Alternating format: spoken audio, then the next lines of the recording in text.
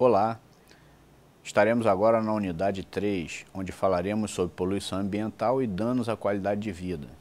Esta unidade tem como objetivo identificar os tipos de poluição ambiental que alteram as interações, interferindo nocivamente nos processos metabólicos, ecológicos e psicossociais.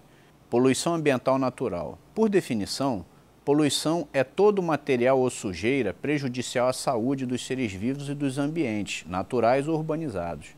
A poluição ambiental natural é aquela que ocorre como consequência dos processos naturais de ecossistemas ainda inalterados ou pouco alterados pelo homem. As plantas fanerógamas são aquelas em que os órgãos sexuais ficam expostos. As bactérias, ao elaborarem uma carapaça resistente, reduzem substancialmente o processo metabólico e vivem de forma bem latente até que as condições ambientais voltem a ser favoráveis a seu desenvolvimento e perpetuação. Desta forma, as bactérias sobrevivem em poeiras acumuladas nos ambientes, na atmosfera. Elas podem ser absorvidas por nós através da respiração, causando infecção. Existem bactérias que são responsáveis pela pneumonia, por exemplo.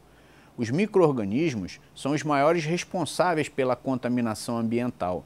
Os alimentos são a matéria-prima utilizada pelos fungos para a produção das micotoxinas, substâncias tóxicas que eles segregam aos vegetais superiores, aos animais e ao homem.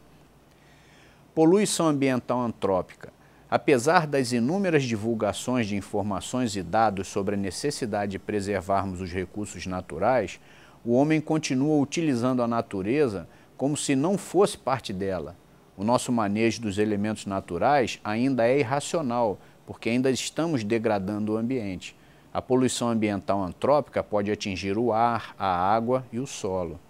As indústrias, fábricas de papel e cimento, refinarias de petróleo, emitem enxofre, chumbo e outros metais pesados, além de resíduos sólidos, que veremos posteriormente. Porém, os veículos automotores são os maiores responsáveis pela emissão de gases tóxicos, como o monóxido de carbono e o dióxido de carbono, o óxido de nitrogênio, o dióxido de enxofre e derivados de hidrocarbonetos e chumbo. As pastagens, os desmatamentos e os desertos também são responsáveis por este tipo de poluição, por causa dos ventos. Os solos empobrecidos enfraquecem a cobertura vegetal e possibilitam a formação de nuvens desta poeira em questão. A poeira cósmica também compromete a atmosfera, porém em quantidade inferior à que encontramos nas ações antrópicas citadas anteriormente. Nas plantas, como dito anteriormente, os mesmos também alteram a permeabilidade das membranas celulares, alterando perigosamente o metabolismo destes seres. As clorofilas e os carotenoides são destruídos, o que diminui a capacidade fotossintética do vegetal, além de bloquearem a troca gasosa e impedirem a abertura dos estômatos das folhas. A transpiração, o transporte de materiais, a fotossíntese e a respiração ficam então comprometidas. A atmosfera é um recurso natural muito compartilhado pelo mundo inteiro e os efeitos negativos da poluição também são rápida e globalmente sentidos. O mar representa 97% de toda a água existente na Terra. A poluição da água representa um aspecto muito inquietante da degradação antrópica do meio natural. A contaminação das águas continentais mais superficiais e oceânicas é um problema contemporâneo de extrema gravidade. A poluição aquática se processa num ritmo muito mais alarmante que o referido sobre a poluição atmosférica. O número de despejos nocivos é muito maior que os poluentes emanados na atmosfera. As águas residuárias urbanas, agropecuárias e industriais, as de lavagem de petróleo e derramamento de óleo, são alguns exemplos das principais fontes de poluentes. Poluentes como as substâncias orgânicas, detergentes e produtos de limpeza servem de substrato para micro-organismos, possibilitando a colonização e desenvolvimento dos mesmos. Em águas muito poluídas, ocorre o fenômeno da eutrofização, que consiste em uma água hipertrófica com excessiva quantidade de nutrientes presentes na coluna d'água e a quantidade anormal de micro-organismos que praticam a oxidação biológica ou seja, a biodegradação somada à decomposição biológica. A decomposição destes materiais e do dióxido de carbono tem como consequência um consumo maior de oxigênio.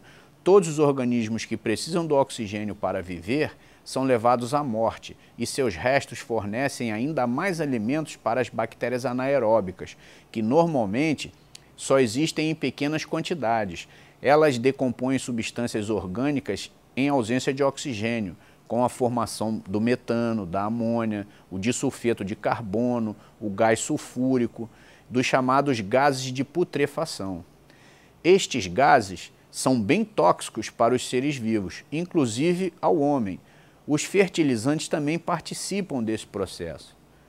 O petróleo, na sua forma bruta, é uma grande mistura de hidrocarbonetos saturados e insaturados. A indústria do petróleo aumentou bastante a sua produção, como também a poluição por este produto. Nas regiões oceânicas mais profundas dos mares, que ocorrem após a plataforma continental, a partir do talude, navegam os petroleiros. O petróleo, como sabemos, é hidrófobo, ou seja, ele não é solúvel na água e se espalha na superfície, formando uma fina película após a evaporação dos componentes voláteis. As bactérias capazes de degradá-lo biologicamente poderiam ser uma alternativa de combate contra esse contaminante. Porém, ocorre que algumas regiões não conseguem se depurar a tempo de sobreviver a um impacto tipo derramamento do petróleo. E as substâncias inorgânicas liberadas por muitas indústrias de vários ramos são igualmente problemáticas. Os metais pesados são os predominantes. O mercúrio, um dos metais pesados, é empregado como catalisador na fabricação de acetileno e como cátodo em processos eletrolíticos industriais. Como composto organomercúrio, é utilizado na indústria da madeira e na agricultura, como agente de proteção das sementes contra bactérias e fungos. Por tratar-se de uma substância sistêmica, esses elementos acabam se proliferando e permanecendo ativos na cadeia trófica de nutrição. A poluição do solo, a aplicação de fertilizantes e pesticidas que percolam para as águas pelos espaços intersticiais do solo após poluírem o mesmo, as chuvas e as águas de escorrência transportam os poluentes para as suas camadas mais profundas. As técnicas modernas estão contaminando os solos cultivados de maneira irremediável, a ponto de colocar a produção agrícola sob o risco de ficar comprometida em longo prazo. Os inseticidas, fungicidas, herbicidas são exemplos de pesticidas usados para combater pragas peculiares às plantas consumidas pelo homem. Eles são igualmente nocivos, poluidores e afetam muitos seres vivos, embora o objetivo seja destruir um número limitado de espécies. A desigualdade social e a pobreza são frutos do desenvolvimento de nossa sociedade, que é muito materialista, capitalista, imediatista e globalizada. O mundo pós-moderno globalizado da nossa organização cultua o individualismo na busca pelo bem-estar e pela satisfação do acúmulo de riquezas. Os conceitos que visavam nortear ações pela qualidade de vida foram transformados em práticas que aumentaram os índices de desigualdade social. Um exemplo disto é a favelização. A pobreza é a principal consequência desta realidade. É uma problemática histórica, através da qual muitos não têm acesso aos bens mais essenciais à vida. Podemos então considerar que aqueles que vivem na pobreza ou em condições abaixo da pobreza são seres que estão sendo altamente degradados em nossos sistemas urbanizados.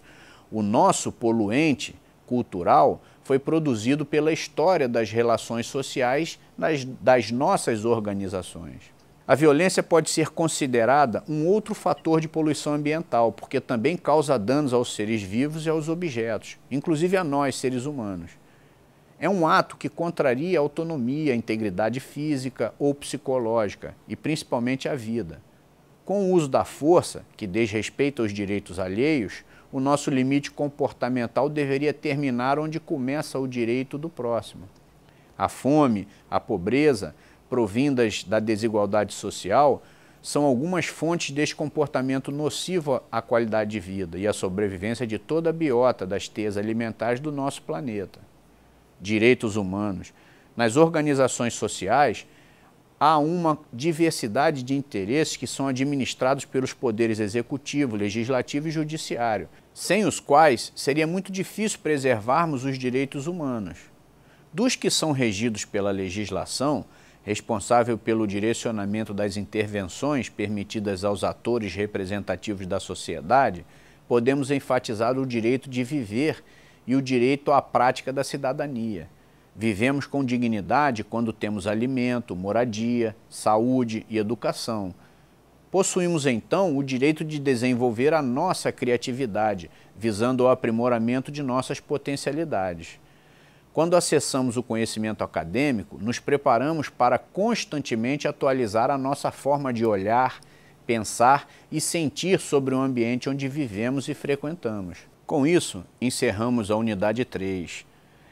Realize as atividades propostas nesta unidade, faça uma leitura detalhada do seu conteúdo e, se necessário, estabeleça contato com a equipe da tutoria e aguardo vocês na próxima unidade.